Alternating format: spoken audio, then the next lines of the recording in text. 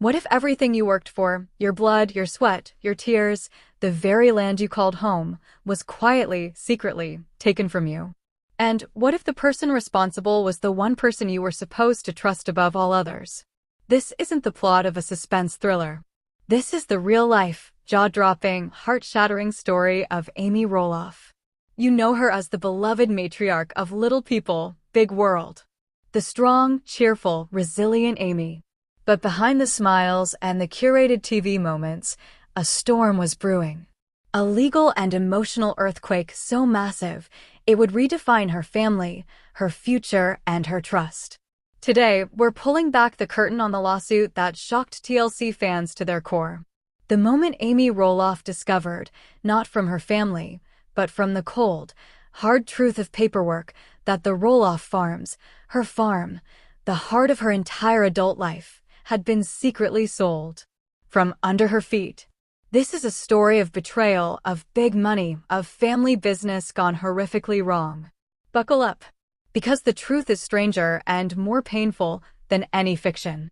To understand the magnitude of this betrayal, we have to go back. Back to the beginning. The dirt. The dream. Roloff Farms in Hillsboro, Oregon, wasn't just a set. It wasn't just a backdrop for a hit reality show. For Amy and Matt Roloff, it was the ultimate project. A 34-acre patch of land they purchased in 1990. A rundown farm they transformed together. They raised their 4 children there, twins Jeremy and Zach, daughter Molly, and youngest son Jacob. They built a life there, a brand there. The farm became synonymous with pumpkins, with family, with overcoming adversity. And when the cameras came in 2006, it became something else, an empire. But as viewers watched, the cracks in Matt and Amy's marriage became part of the narrative. The tension was palpable. His big dreams, her practical concerns. His risk-taking, her desire for stability. In 2015, after nearly 30 years of marriage, they announced their separation. The divorce was finalized in 2016. And this is where the business, the real business of Roloff Farms, began to overshadow the family of Roloff Farms. The divorce decree was specific. It laid out a plan. Matt would retain his ownership interest in the core farm property. Amy would also retain her ownership interest. But critically, Matt was given the exclusive right to manage and control the farm business. He was the operational boss. However, Amy was still a co-owner. She still held legal title to a portion of that land. The family home, the big white house where she raised her kids, was officially awarded to her. She got the house and 16 acres surrounding it. Matt kept the rest of the farm operations, the famous pumpkin patch, the barn, the other outbuildings. A delicate, awkward, but legally defined balance. But here's where it gets complicated. Amy didn't just want to live in the big house forever. It was full of memories, but also ghosts. She wanted to move on, literally. So, in 2019, a deal was struck within the family. Amy would sell her 16 acres and the big house to Matt. The price was agreed upon, $975,000. A family discount, some would later argue. A fair price between ex-spouses, others would say. The deal was set. But this wasn't a simple transaction. This was a real estate deal mired in the complexities of a family business, a TV show, and deeply personal histories. The sale proceeded. Amy moved off the farm, buying a new house and starting a new chapter with her now husband, Chris Merrick. The $975,000 was paid. On paper, it seemed resolved. Matt now owned the entire 34-acre flagship property. Amy had her money and her freedom. But a critical, haunting question lingered in the minds of fans and, as we would later learn, in Amy's own mind, did she get a fair shake? Did the emotional weight of wanting to sever ties lead her to accept less than the true market value of her share? Especially given that the farm wasn't just any farm. It was a television star, a tourist destination, a multi-million-dollar brand. For a while, life moved on. Amy appeared to be at peace. She married Chris. Matt began a serious relationship with his now wife, Karen Chandler. The show continued, now focusing on the separate lives of the divorced couple and their adult children. But beneath the surface of filmed pumpkin seasons and family gatherings, a tectonic plate was shifting. And Amy was about to be rocked by the seismic wave. The first public hint that something was deeply wrong came in February 2022. Not with a dramatic TV confession, but with a dry, legal filing in the Washington County Circuit Court. The document was a lawsuit. The plaintiff? Amy J. Roloff. The defendant? Matthew J. Roloff. The headline in the legal complaint said it all: for fraud, breach of fiduciary duty, and negligent misrepresentation. Fraud. Breach of fiduciary duty. Those are not words you use lightly. They are legal thermonuclear bombs. In her filing, Amy alleged a story so shocking, it forced everyone to reevaluate everything they thought they knew about the Roloff family dynamics post-divorce. So, what did the lawsuit actually say? Let's break it down, piece by painful piece. Amy claimed that during the negotiations for the sale of her 16 acres and house in 2019, Matt was not acting in good faith. He was, according to the suit, wearing two hats, the hat of her ex-husband and the far more powerful, legally significant hat of a fiduciary. A fiduciary is someone in a position of supreme trust. They are legally obligated to act in the other person's best interest, putting that interest ahead of their own. Lawyers, financial advisors, trustees, they are fiduciaries. Amy's lawsuit argued that Matt, because of his exclusive control over the farm business and its finances, was in a fiduciary position to her regarding farm assets. She trusted him to have the full picture. She trusted him to be honest about the value of what she was selling. And here is the explosive core of the allegation. Amy claimed that Matt withheld crucial information from her during the sale. Information that would have drastically changed the perceived value of her property.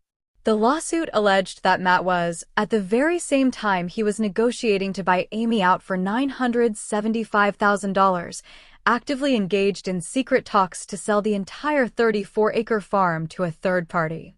Think about that for a moment. Imagine you're selling your share of a family business to your ex-partner. You're haggling over price, thinking you're selling your half to him. You base your asking price on what you believe is its value as part of the ongoing family enterprise. But unbeknownst to you, your ex-partner is not planning to keep it in the family. He's planning to flip it. He's in negotiations to sell the entire, combined property, including your share, to an outsider for a much, much larger sum. If he can buy your half cheaply first, his profit on the ultimate sale skyrockets. That is the essence of Amy's fraud claim. She alleged Matt knew the farm's true market value was immensely higher because he had a buyer lined up. But he didn't tell her. He let her sell her portion for what she thought was a fair family price, all the while planning to immediately include it in a multi-million-dollar bundle sale. The lawsuit pointed to a specific timeline. In May of 2019, Amy and Matt signed the purchase agreement for her share. The sale closed in November 2019. But Amy's legal team asserted Matt had already begun discussions about selling the whole farm in January 2019, 4 months before he finalized the deal with Amy. The lawsuit went further. It claimed Matt actively concealed these negotiations. When Amy or her representatives asked direct questions about the farm's future, about its valuation, about potential outside interest, the suit alleges Matt gave evasive or misleading answers. He created, according to the complaint, a false narrative that he intended to keep the farm in the family, to pass it on to the children, to maintain the legacy. This narrative, Amy argued, directly suppressed the price she felt she could ask for. Why demand top dollar from your ex-husband if you believe he's just going to keep struggling with it, running the pumpkin patch for the grandkids? You take a bit of a hit for family, for history. But if he was planning to immediately cash out to a developer or an investor, then that family discount wasn't a kindness, it was, in the harsh light of the law, a swindle. The lawsuit alleged that by hiding his dual intentions, Matt breached his fiduciary duty of utmost good faith and loyalty. He engaged in fraudulent concealment. He made negligent misrepresentations. The legalese painted a picture of a calculated, secretive maneuver. And then came the ultimate gut punch, the moment of discovery.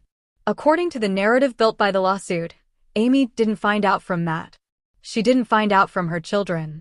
She found out the way so many people discover painful truths in the modern age, through the rumble of machinery and the chatter of strangers. In early 2021, rumors began swirling in Hillsborough. Then, confirmed reports. Roloff Farms, the entire 34-acre property, had been sold. Not to Zach, who had expressed a deep desire to take it over. Not to Jeremy. Not kept in the family at all. But to a buyer. For a reported $4 million. The core of the Little People, Big World universe now belonged to someone else. Can you imagine that moment for Amy? The realization must have been physically staggering. The property she had just sold a portion of, believing it would remain under the Roloff name, was gone. And the profit from that mega sale, the difference between the $975,000 she received and what her share was truly worth as part of a $4 million package, was now in Matt's pocket. The lawsuit was essentially Amy's attempt to claw back what she believed was her fair share of that ultimate sale price. She wasn't just suing for the difference in dollar amounts. She was suing for punitive damages. For the emotional distress. For the betrayal. The public and fan reaction was instant and ferocious. Online forums, social media, YouTube commentary, they exploded. Team Amy versus Team Matt battles raged. Many fans felt a profound sense of injustice for Amy. They saw her as the heart of the home, the one who held everything together during the chaotic early years, the one who emotionally nourished the family brand, only to be financially sidelined in the end. The phrase "sold from under her" became the unanimous headline. Others defended Matt. They argued he was the visionary, the one who took the financial risks, the one who built the farm's commercial success from the ground up. They pointed out that Amy had willingly signed the sales agreement. She had lawyers. She could have gotten her own independent appraisal. In business, especially messy family business, wasn't it buyer beware? They saw the lawsuit as sour grapes from an ex-wife who regretted her deal after seeing a bigger payday happen later. But the legal system doesn't run on fan sentiment. It runs on evidence, contracts, and the testimony of witnesses. Matt's response to the lawsuit was swift and fierce. Through his attorneys, he denied every material allegation. He argued there was no fiduciary duty between ex-spouses in a straightforward real estate transaction. They were adversarial parties in a negotiation, each with their own interests. He claimed Amy was a sophisticated seller who had independent advice. He asserted that any discussions about a potential future sale of the whole farm were just that, discussions, possibilities, not concrete offers that needed to be disclosed. He painted the lawsuit as a revisionist history, an attempt by Amy to rewrite a deal she voluntarily made after the fact. The stage was set for a courtroom drama that promised to be more gripping than any season of Little People, Big World. This wouldn't be edited for TV. This would be raw, unflinching, and have real, lasting consequences. The discovery process would begin, the legal fishing expedition where both sides demand documents, emails, text messages, financial records. The ghost of every farm-related conversation, every family meeting filmed and unfilmed, would be summoned. And the children Jeremy, Zach, Jacob, and Molly would be caught in the crossfire. Their parents, already divorced, were now locked in legal warfare. Their childhood home was not only sold, but was now the subject of a bitter dispute over its value. Their family's public image was taking a direct hit. Where would their loyalties lie? Would they be called as witnesses? What did they know, and when did they know it? Zach, in particular, had his own very public falling out with Matt over the failed negotiations to buy a portion of the farm himself. His frustration with his father's business tactics was already a storyline on the show. Now, his mother was alleging those same tactics were not just tough business, but potentially fraudulent. As the legal wheels turned, the story deepened. It became about more than money. It became a case study in the dark side of family businesses mixed with reality TV. It asked uncomfortable questions. When does savvy business become unethical? Where is the line between protecting your own interests and betraying a former partner's trust? How does the distorting lens of television and public perception affect private decisions? The lawsuit also forced fans to reconsider the entire narrative of Amy's departure from the farm. Was her move portrayed as a clean, positive new beginning, while behind the scenes, she felt pressured, misled, or rushed? Were the on-air discussions about the sale just a performance, hiding a much uglier reality? Every past episode involving the farm's future, every conversation between Matt and Amy about legacy, was now seen through a new, suspicious lens. For months, the legal battle loomed. Scheduled court dates were set. Depositions were presumably taken. The cost, both financial and emotional, mounted for both parties. The public waited for an explosive trial, for testimony, for a verdict that would declare a winner and a loser in the most definitive, brutal way possible. But then, in late 2022, news broke. A settlement. Amy Roloff and Matt Roloff had reached a confidential settlement agreement, dismissing the lawsuit with prejudice. The war was over before the biggest battle could be fought. The public was left with a vacuum. A confidential settlement. What did that mean? It meant no one outside the immediate parties and their lawyers would ever know the exact terms. Matt likely paid Amy an additional sum of money. But how much? Was it a fraction of what she sought, or a significant portion? Did he admit to any wrongdoing? Almost certainly not. Confidential settlements often include a clause where the defendant does not admit liability. It's a financial solution to make a legal problem go away, not a moral pronouncement. For fans, it was an unsatisfying end. There was no closure, no clear villain or victor proclaimed by a judge or jury. Just silence. And in that silence, the speculation grew wilder. Did Matt settle because the evidence against him was too damning? Did Amy settle because the legal costs were too high and the outcome at trial too risky? Was it simply that both realized the continued public bloodletting was destroying the family and, crucially, the brand that still provided income for many of them through the TV show? The aftermath is where our story continues and where the ripples of this lawsuit continue to spread out, touching every aspect of the Roloff universe. Because while the legal case was closed, the emotional and relational case was wide open. First, consider Amy. On the surface, she has moved on. She's happily married to Chris. She has her own ventures, her baking, her books, her speaking engagements. She appears on the show, often in segments separate from Matt. But you have to wonder, has there been any real healing? Can there be? The lawsuit alleged a fundamental breach of trust that goes beyond a bad divorce. It alleged deception at a moment of vulnerability. A confidential settlement can pay bills, but it cannot rebuild broken trust.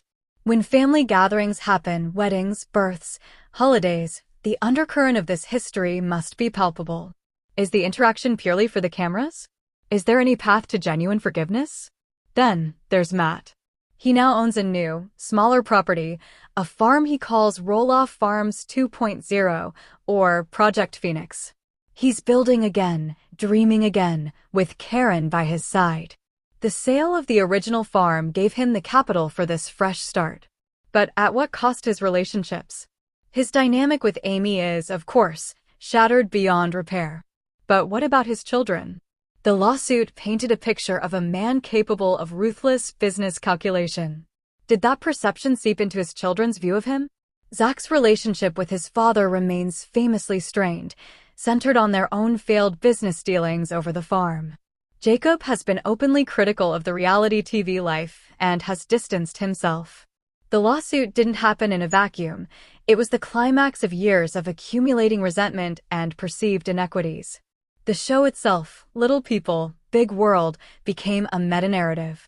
Here was a series built on showcasing a family's life, now documenting the aftermath of a legal conflict that questioned the authenticity of everything it had previously shown. How does the production handle this? They can't ignore it. It's the elephant in the room. But they also can't delve into the brutal details due to the confidentiality agreement. So, we get carefully managed illusions. Tense but vague conversations. The focus shifts to the grandchildren, to the new farms, to Amy and Chris's life, to Matt and Karen's wedding. The lawsuit becomes a shadow, a before and after marker in the show's history, its details forever off limits, making the on-screen interactions feel simultaneously more scripted and more charged with unspoken history. And what of the farm itself? The 34 acres in Hillsborough. The new owner is not a Roloff. The pumpkin patch continues, reportedly, but it's no longer the Roloff pumpkin patch. It's a piece of land with a famous past, now severed from the family that made it famous. It exists as a monument to a dream that started with two people, grew into a phenomenon, and ended in a lawsuit. For fans who visit, it's a pilgrimage to a ghost of a set. The buildings are there, but the soul, the fractious, complicated, but vibrant Roloff soul, is gone. This story, Amy Roloff's lawsuit bomb, is ultimately a tragic blueprint for the dangers of mixing family, fame, and finance. It highlights the importance of clear, arm's-length transactions, especially between relatives. It's a warning about the perils of having a fiduciary who has a massive conflict of interest. It shows how the sentimental value of a home can be weaponized in a negotiation or used to cloud rational judgment. But beyond the business lessons, it's a human story about the search for fairness. Amy's lawsuit was a scream into the legal system, a declaration that she felt cheated out of not just money, but out of her rightful legacy. Whether she was truly wronged in the eyes of the law, we will never officially know. But in the court of public opinion, her act of fighting back resonated with anyone who has ever felt taken advantage of by someone they once trusted. The settlement ended the battle, but it didn't end the story. Because the story is now woven into the fabric of this family's identity. Every Christmas card, every filmed reunion, every social media post from a Roloff is viewed by fans through the filter of what happened with the farm. The trust is broken. The narrative is fractured. And in that fracture, there is an endless well of questions. What really happened in those private meetings in early 2019? What do the emails and texts, now locked away in a lawyer's file under a confidentiality seal, actually say? What did the children know as they watched their parents navigate this? How did Karen Chandler, Matt's now wife who was also his business manager, navigate her dual role during this period? Her presence and influence were a point of contention for Amy long before the lawsuit. And, perhaps the most haunting question of all, if the cameras hadn't been there for all those years, if Roloff Farms had just been a quiet, struggling pumpkin patch without the TV fame and the multiplied value it brought, would this have happened the same way? Did the millions of dollars at stake, created by the public's fascination with their lives, ultimately corrode the family bonds past the point of no return?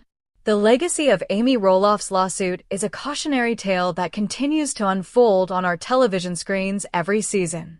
We watch Matt build his new empire, seemingly unburdened. We watch Amy create a cozy, loving home with Chris, full of light and grandkids.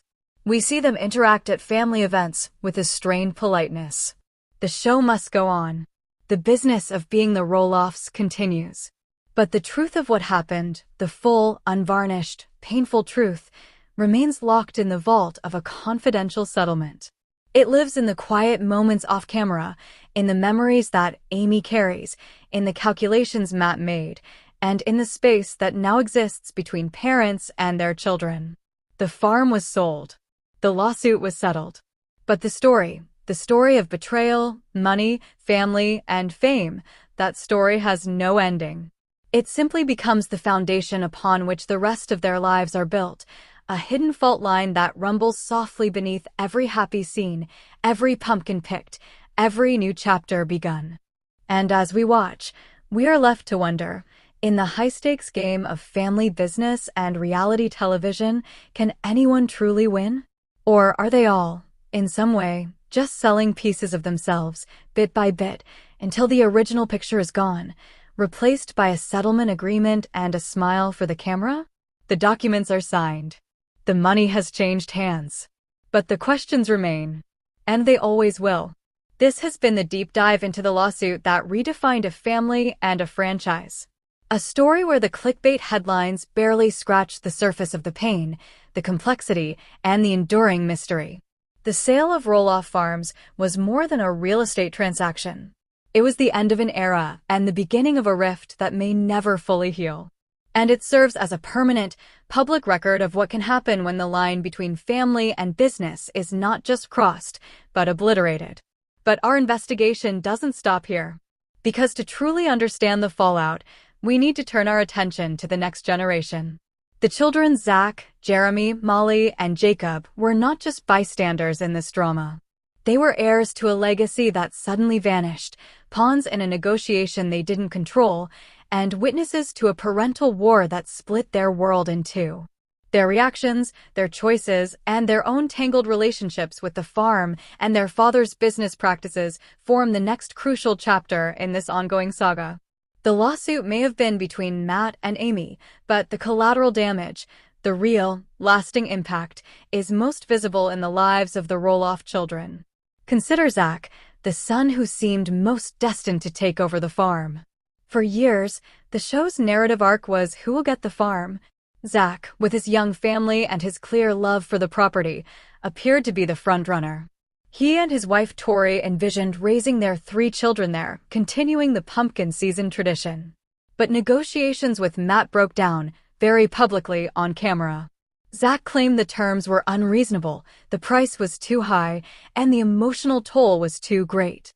He spoke of his father's constantly shifting plans and his feeling that the goalposts were always moving. When the farm was sold to an outsider, Zach's dream died. And then, his mother filed a lawsuit alleging his father acted in bad faith during a major financial deal. For Zach, this wasn't just a TV plotline. It was the shattering of his inheritance and a brutal education in his father's approach to family business.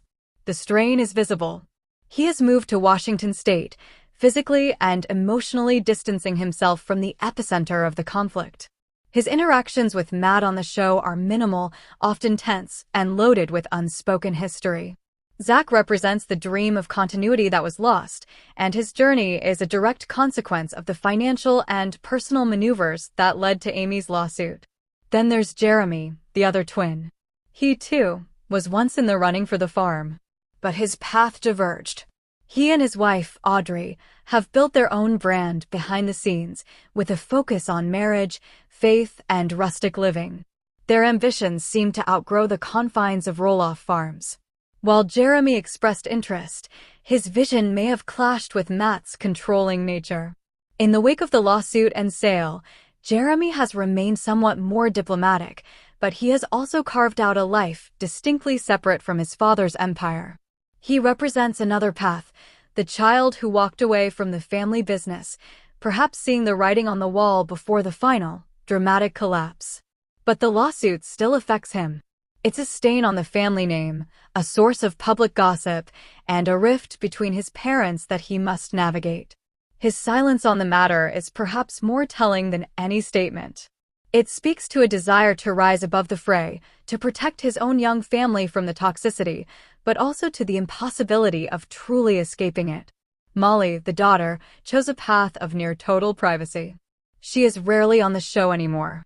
She married, moved to Spokane, Washington, and built a career and life completely removed from the reality TV circus. In many ways, Molly represents the sanest response to the family chaos: exit. She witnessed the marital breakdown, the business tensions, and now the legal warfare from a distance. Her decision to step away suggests a profound understanding of the costs of being in the Roloff spotlight. The lawsuit likely only confirmed her choice. For Molly, the farm sale and the ensuing legal battle were probably the final chapters of a story she had already closed the book on. But she is still a Roloff. She is still connected to her siblings and her mother. The emotional fallout, even at a distance, is real. She represents the peace that can be found away from the battlefield, but also the loss of a shared family home and the unity it once symbolized. And finally, Jacob, the youngest. Jacob's relationship with the farm and the show has been the most openly critical and troubled. He has spoken about the negative effects of growing up on reality TV, about feeling exploited, and about his struggles with his mental health. He has largely rejected the Roloff farm's legacy. He married outside the spotlight and lives a quiet life. For Jacob, the lawsuit and sale might have felt like a validation of his critiques. It exposed the financial underpinnings and conflicts that he perhaps sensed as a teenager. The farm wasn't just a happy home, it was an asset, a bargaining chip, a source of conflict.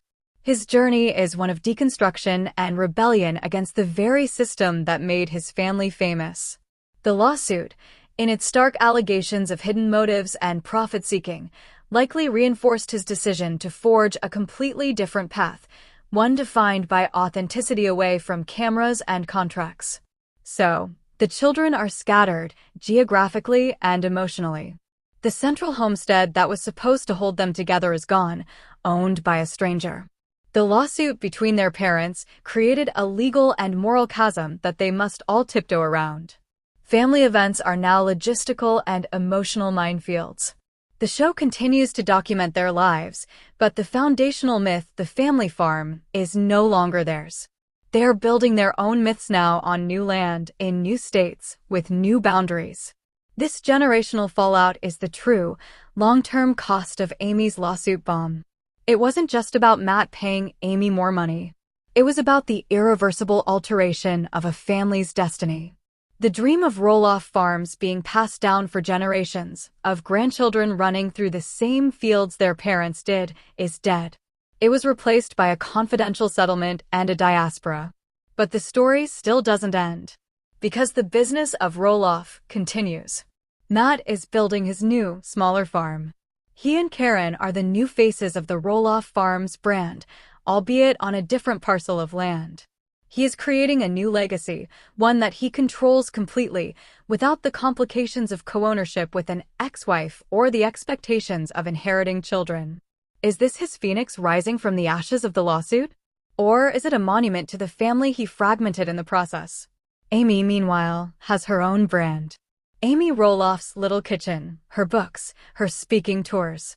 Her story is one of resilience and new beginnings. She frames her narrative around finding love again, building a new home, and being a grandmother.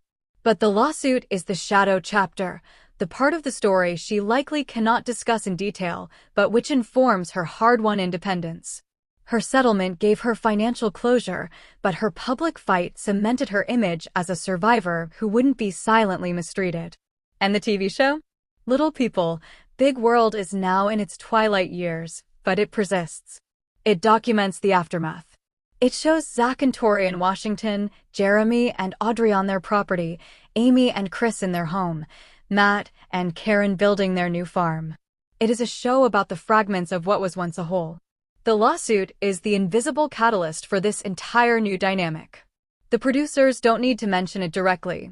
Its effects are in every separated storyline, every cautious interaction between Matt and his sons, every scene where Amy talks about moving on. So, where does this leave us as observers of this never-ending family saga?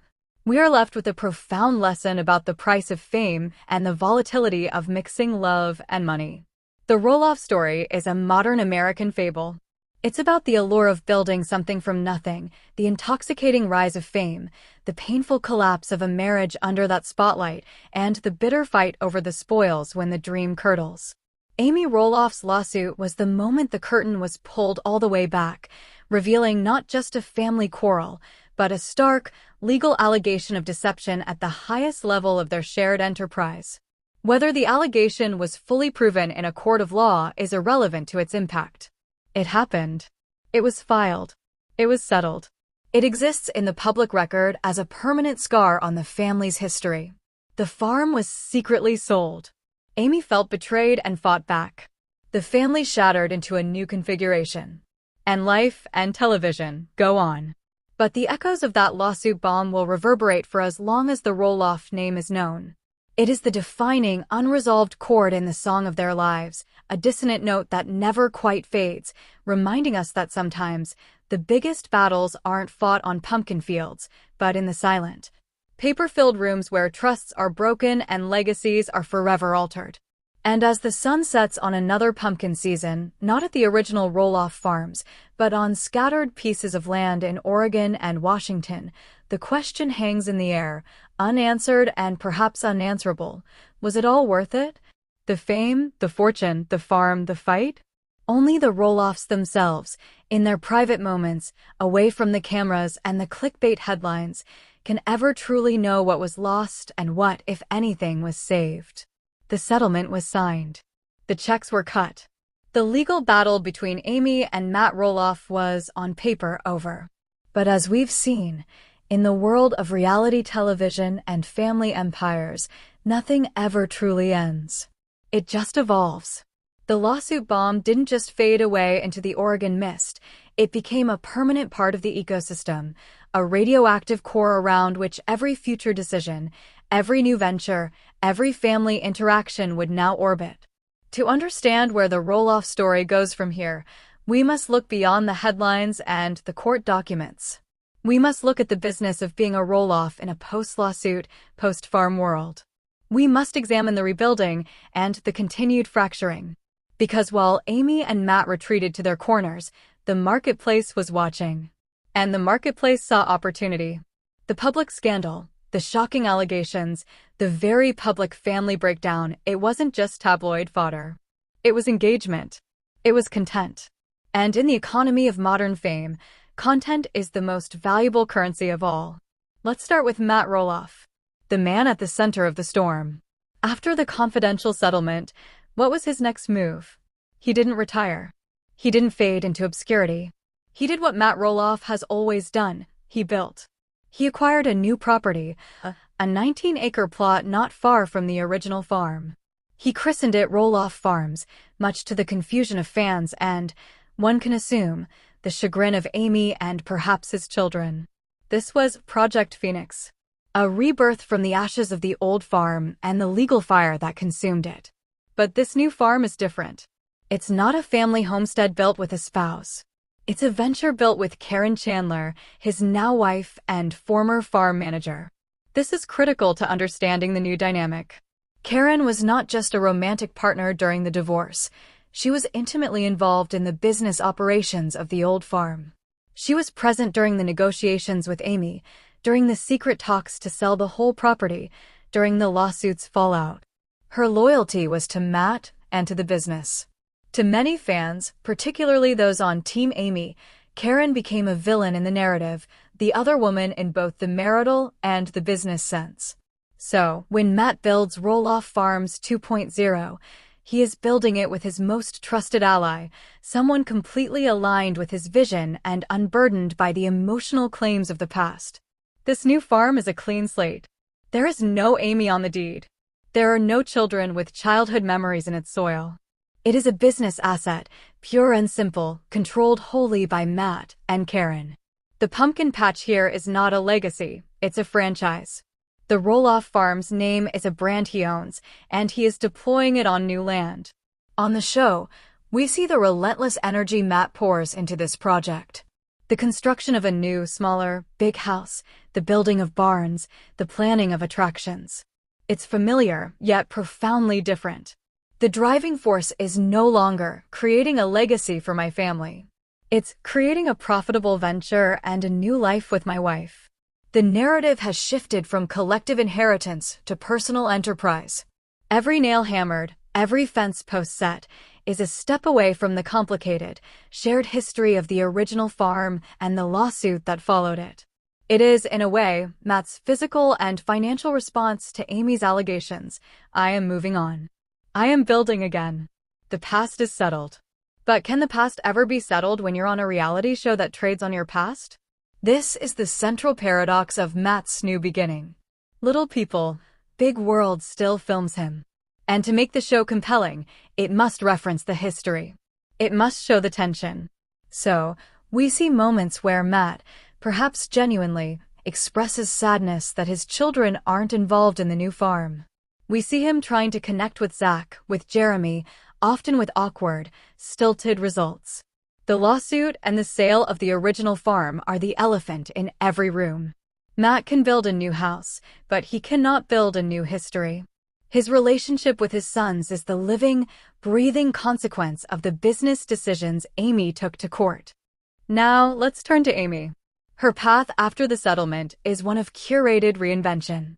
With Chris Merrick, she has created a home that is the aesthetic and emotional opposite of the tumultuous farm. It's cozy, modern, clean, and peaceful. Her social media and her segments on the show portray a life of grandmotherly joy, baking, gardening, and partnership. She has Amy Roloff's Little Kitchen, her memoir, and her speaking engagements. Her brand is resilience, second chances, and finding happiness. But the lawsuit is the subtext of all of it. It's the dark valley she crossed to get to this sunlit place. She rarely speaks of it directly. The settlement likely forbids her from disparaging Matt or discussing details. But she doesn't have to. Her entire current persona is built in reaction to it. Her emphasis on transparency with Chris, on shared decisions, on a peaceful home life, is a direct counterpoint to the allegations of secrecy and unilateral control she levied against Matt. When she talks about finally being heard or standing up for myself, fans hear the echoes of the legal complaint. Her happiness is presented as a victory, hard-won after a period of profound betrayal. Financially, the settlement presumably gave her a lump sum that secured her future. This allows her the freedom to pursue passion projects rather than financial necessities. Her ventures feel authentic to her personality, not like desperate money grabs. This, too, is a form of vindication. She is not dependent on Matt or the farm. She has her own empire, however small, built on her terms. The lawsuit, in a twisted way, funded and motivated her independence. However, just like Matt, Amy cannot escape the shared platform. She still films the show. She must still interact with Matt at large family gatherings, the weddings, the births, the holidays that are filmed for television. These scenes are some of the most fascinating and uncomfortable for viewers. The body language is studied. The conversations are polite but distant. They are two business partners who had a vicious falling out, forced to attend the same corporate retreats for the sake of the shareholders, in this case, the network and the fans. The settlement didn't bring reconciliation. It instituted a cold peace. And what of the children in this new world order? They are no longer kids caught in a divorce. They're adults navigating a complicated commercial and familial landscape. The lawsuit fundamentally altered their relationship with both parents and with the concept of family business. Zach's move to Battleground, Washington, is the most dramatic geographical and emotional distancing. He purchased a flat, sprawling property that is the antithesis of the hilly, challenging terrain of Roloff farms.